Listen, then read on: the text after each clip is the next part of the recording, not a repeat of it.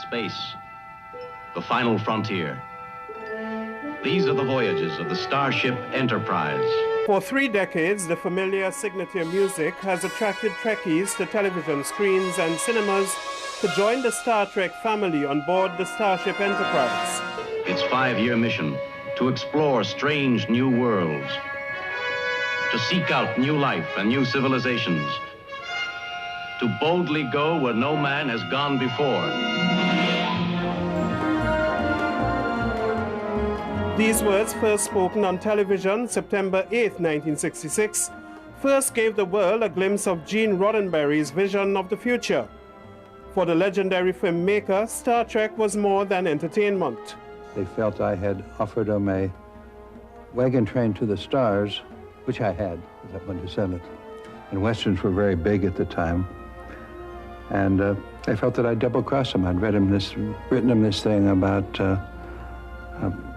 where the mind went in certain ways, and they wanted someone with bare knuckles in a fist fight. We made them a second show, which had a lot of science fiction elements too, but at least it ended up with Bill Shatner in a bare knuckle fist fight, in which he beats a godlike figure. That started us. We sold Star Trek with it. Since that day, Star Trek has become the most collaborative effort in motion picture and television production, a phenomenon that has inspired 9 motion pictures, 5 television series, and a line of best-selling books. I see Star Trek as part of the continuing education of Gene Roddenberry. I learn new things every day about science and humanity and history. Sit down. All right, Spock, I'll cover him. Now listen, sweetheart, the Federation's moving in. We're taking over. You play ball, we'll cut you in for a piece of the pie. You don't, you're out. All the way out, you know what I mean?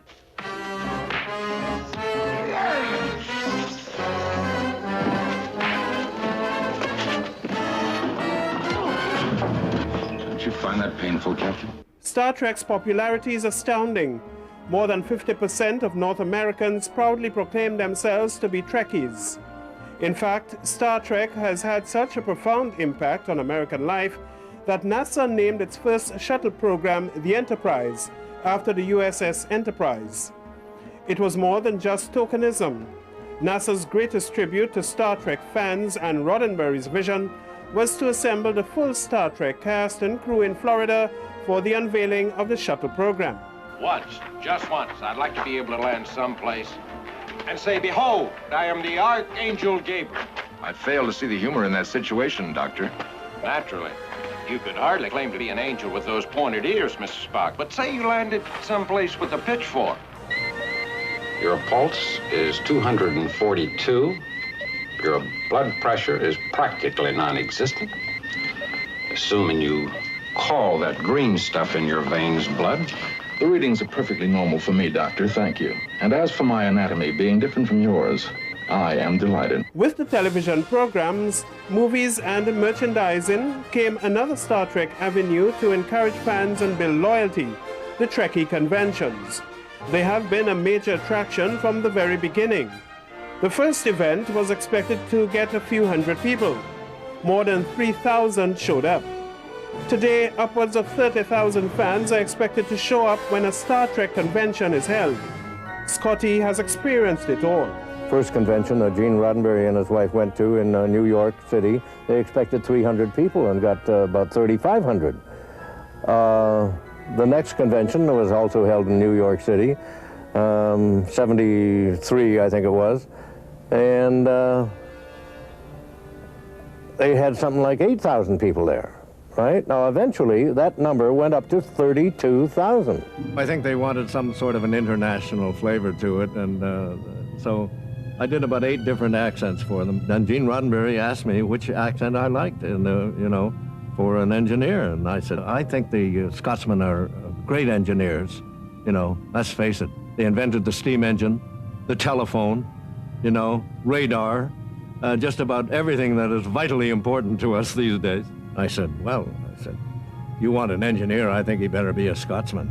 If we keep this speed, we'll blow up any minute now. If I push these impulse engines too hard in the condition they're in, they'll blow apart. The emergency bypass control of the matter-antimatter integrator is fused. But supposing they had picked some other accent, and when Captain Kirk calls down to engineering and says, "Give me warp 12." And instead of hearing the familiar, "Warp 12, Captain, I'm giving her all she's got," you hear, "You be young, Kirk, eh? Well, sir, I'll see you hanging from the highest yard arm in Starfleet before I'll give you a warp 12. Ha ha!" Or we have Reggie, who would answer the captain something like this, you know. "I'm terribly sorry, sir, but I can't seem to get the little buggers to move any faster." Well, Scotty, now you've done it. Aye, the haggis is in the fire for sure. On pure speculation, just an educated guess, I'd say that man is alive. He's dead, Jim. She's dead, Jim. He's dead, Jim. Well, it got to a point to where I was trying to say it in so many different ways, you know. He's dead, Jim. She's dead, Jim. He's dead, Captain. He's dead, Jim. I'd switch it around. Sometimes I'd say, Jim, he's dead. He's dead. She's dead. He's dead. She's dead. We're dying. He's dead. She's dead. He's dead, Captain. The captain is dead. And I think that's probably going to be on my tombstone. He's dead, Jim. He was worse than dead. Come on, Bones, what's the mystery? His brain is gone. Shoot a beam up, Scotty. So with Star Trek having such a high impact on our society, can we survive if there was no Star Trek? Fascinating. Fascinating. Fascinating. Don't say it's fascinating. No. But it is interesting. To quote Star Trek's creative genius, Gene Roddenberry, the human race is a remarkable creature with great potential. And I hope that Star Trek has helped to show us what we can be if we believe in our abilities. Not one man in a million could do what you and I have done. Command a starship. 100 decisions a day, hundreds of lives. Baked on you making every one of them right. Got a red alert. Prepare to fire phaser banks. Sensors, lock on. I get my hands on the headquarters genius that assigned me a female yeoman. What's the matter, Jim? Don't you trust yourself? I've already got a female to worry about. Her name's the Enterprise. I think anything that has Star Trek on it is going to draw me to it like a magnet. Leben Sie lange und in Wohlstand. Gene Roddenberry passed away in 1991 at the age of 70. As a final tribute to the great visionary of our future world, his ashes were taken into orbit and scattered in the final frontier of space. The great bird of the galaxy, Gene Roddenberry, took me under his wing early on. I would often go up to his office. He would coach me on my character. We'd share a few laughs. And he'd talk to me about his remarkable vision of the future. One day he told me this: in the 24th century, there will be no hunger and there will be no greed. And he believed it, and he made me believe it. And to this day, it's one of many philosophies that have stirred our imagination and kept this legend alive for over 25 years. Thank you, Gene, for creating an extraordinary world we'd all like to live in, and a wondrous future to which we all can aspire. Live long and prosper. Live long and prosper. Where are the triples?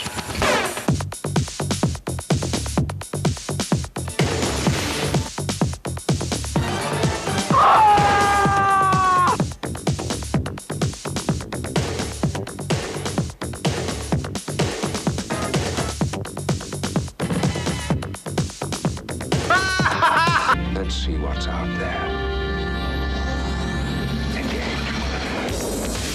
You will now answer to the charge of being a grievously savage race. Hello, stranger. Welcome to the 24th century. What happens to me in the other timeline? Resistance is futile. Red alert. Red alert. Red alert, full power to shields. Shields are up. Can we render assistance? Security team approaching location. I'm here to help.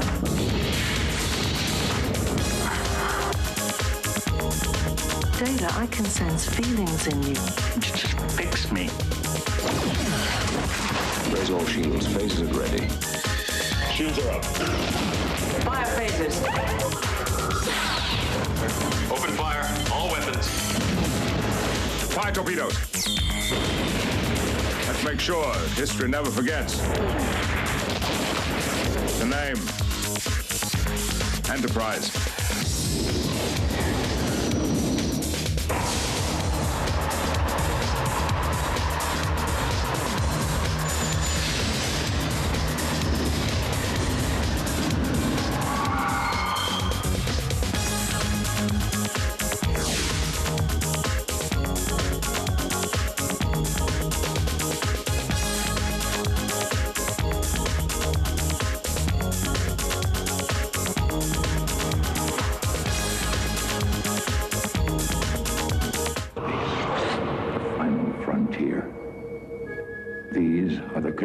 voyages of the starship Enterprise.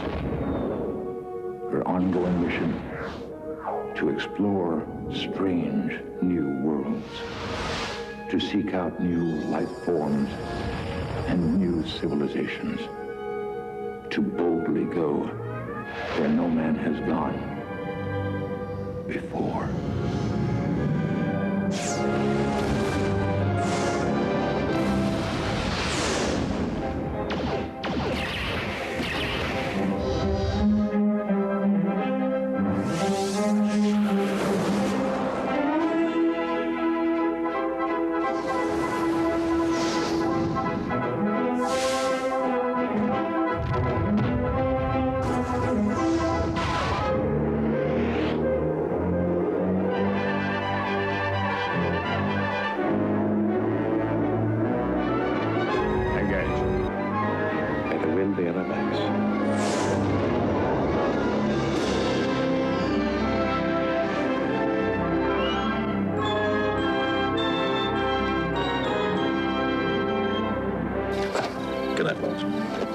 Good night, Jim.